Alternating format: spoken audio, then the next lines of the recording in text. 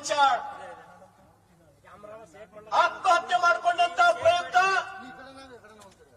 ಇವತ್ತಿನ ಈ ಬೃಹತ್ ಹೋರಾಟದ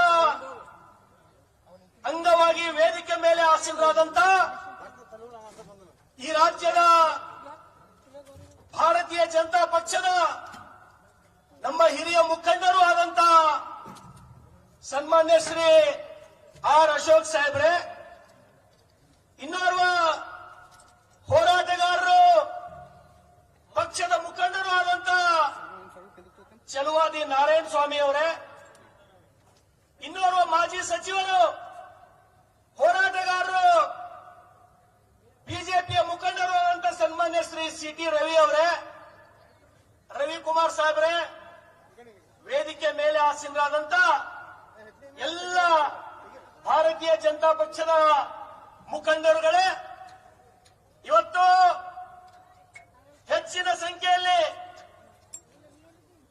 ಸಚಿನ್ ಪಂಚಾಳ್ ಆತ್ಮಹತ್ಯೆ ಮಾಡಿಕೊಂಡಿದ್ದಾನೆ. ಆ ಕುಟುಂಬಕ್ಕೆ ನ್ಯಾಯ ಕೊಡಬೇಕು.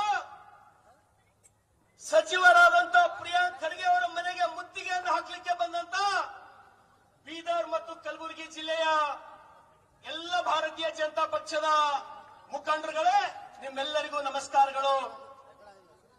ನಾವು ಈ ರಾಜ್ಯದ ಅಧ್ಯಕ್ಷರಾದಂತ PY ವಿಜೇಂದ್ರ ಅವರ ಜೊತೆ, ಚಲವಾದಿ ನಾರಾಯಣ ಸ್ವಾಮಿ ಅವರ ಜೊತೆ ಸಚಿನ್ ಪಂಚಾಳ್ ಕುಟುಂಬದ ಪರಿಸ್ಥಿತಿಯನ್ನು ನೋಡಿ ಆ ಕುಟುಂಬದವರಿಗೆ ಸಾಂತ್ವನ ಹೇಳಕ್ಕೆ ಅವ್ರ ಮನೆಗೆ ಹೋಗಿದ್ದೇವೆ. ನಾವು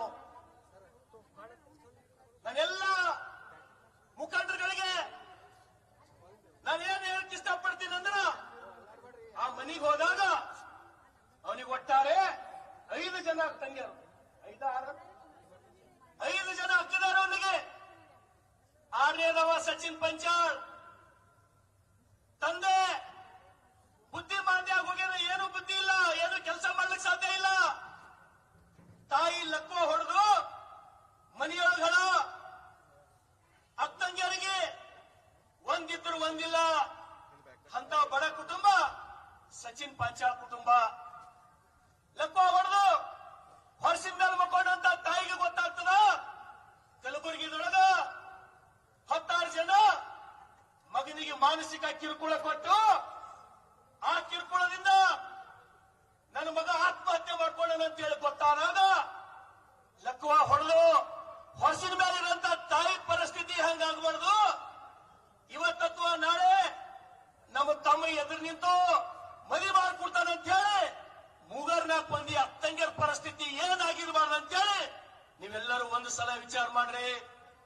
ಬಂಧುಗಳೇ, ಏನು ಸಚಿನ್ ಪಂಚಾಳ್ ಆತ್ಮಹತ್ಯೆ ಮಾಡ್ಕೊಂಬಕ್ಕಿಂತ ಮೊದಲು ಅವ ಏನು ಡೆತ್ ನೋಟ್ ಬರ್ದಾನ, ಏನು ಪುಟ್ಟದು ಫೇಸ್ಬುಕ್ ದೊಳಗೋ ಟ್ವಿಟರ್ ದೊಳಗೋ ಅಪ್ಲೋಡ್ ಮಾಡೋಣ. ಆ ಡೆತ್ ನೋಟ್ ಯಾರು ನೋಡ್ತಾರ? ಅವನ ಅಕ್ಕ ಸುರೇಖಾ ನೋಡ್ತಾರ. ನನ್ನ ತಮ್ಮ ಡೆತ್ ನೋಟ್ ಬರ್ದಾನ, ಖಾಬ್ರಾ ಶೆಲಿಗೆ ಹೋಗ್ತಾಳ, ತನ್ನ ಅಕ್ಕಂಗಿಯರಿಗೆ ಕರ್ಕೊಂಡು ಧನ್ನೂರ ಪೊಲೀಸ್ ಸ್ಟೇಷನ್ ಹೋಗ್ತಾರ, ಗಾಂಧಿಗಂಜ್ ಪೊಲೀಸ್ ಸ್ಟೇಷನ್ ಹೋಗ್ತಾರ. ಪೊಲೀಸರು ಅಕ್ಕಿ ಕೂಡಿಸಿ ಏನಾಗ್ಯದ ಅಂತ ಹೇಳಿ ಆ ಡೆತ್ ನೋಟ್ ನೋಡ್ಬೇಕಾಗಿತ್ತು. ಇದು ನಮಗ್ ಬರಲ್ಲ ಅಂತ ಹೇಳಿ, ನಮ್ಮೂರಾಗ ಬರ್ತದ ಅಂತ ಹೇಳಿ ಪೊಲೀಸರು ಅಲ್ಲಿ ಕಳಿಸ್ತಾರ. ಓಡೋಡಿ ಎಲ್ಲಿಗೆ ಹೋಗ್ತಾಳಕ್ಕೆ? ಧನ್ನೂರ ಪೊಲೀಸ್ ಸ್ಟೇಷನ್ ಹೋಗ್ತಾಳ. ಸರ್, ನಮ್ ತಮ್ಮ ಡೆತ್ ನೋಟ್ ಬರ್ದಿತ್ತಾನ, ಎಲ್ಲನ ಹುಡುಕ್ ಕೊಡ್ರಿ. ಅಲ್ಲಿರ್ತಕ್ಕಂತ ಪೊಲೀಸ್ ಸಬ್ ಇನ್ಸ್ಪೆಕ್ಟರ್ ನಿರ್ಲಕ್ಷ್ಯ ಮಾಡ್ತಾನ. ಪೊಲೀಸ್ ಇನ್ಸ್ಪೆಕ್ಟರ್ ಏನ್ ಮಾಡಬಹುದಾಗಿತ್ತು? ತುರಂತಾಗಿ ಆ ಡೆತ್ ನೋಟ್ ಇದು ಸೀರಿಯಸ್ ಅಂತ ಹೇಳಿ ಪರಿಗಣನೆ ಮಾಡಿ ಅವನ ಮೊಬೈಲ್ ನಂಬರ್ ತಗೊಂಡು ಅವನು ಲೊಕೇಶನ್ ಹಾಕ್ತಾರ.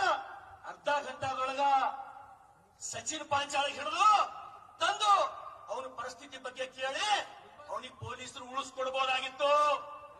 ಇವತ್ತು ಸಚಿನ್ ಪಂಚಾಳ್ ಆತ್ಮಹತ್ಯೆ ಮಾಡಿಕೊಂಡು ಆ ಕುಟುಂಬಕ್ಕೆ ಒಬ್ಬನೇ ಆಧಾರ ಸ್ತಂಭ. ಮಾಡೋರೇ ಯಾರು ಇಲ್ಲ. ತಾಯಿ ವರ್ಷದ ಮೇಲೆ ಮಕ್ಕೊಂಡಾಳ, ತಂದೆ ಬುದ್ಧಿ ಮಾಧ್ಯಾನ, 5 ಮಂದಿ ಅತ್ತಂಗಿಯರು. ಕುಟುಂಬಕ್ಕೆ ಏನು ಆಧಾರ ಸ್ತಂಭ ಇತ್ತು, ಅದೇ ಸಚಿನ ಆತ್ಮಹತ್ಯೆ ಮಾಡ್ಕೊಂಡನು. ಇವತ್ತು ಕಲಬುರಗಿ ಜಿಲ್ಲೆಯ ಉಸ್ತುವಾರಿ ಸಚಿವರು ಪ್ರಿಯಾಂಕ್ ಖರ್ಗೆ ಅವರೇ, ನಾವೆಲ್ಲರೂ ಇವತ್ತು ನಿಮ್ಮ ಮನೆಗೆ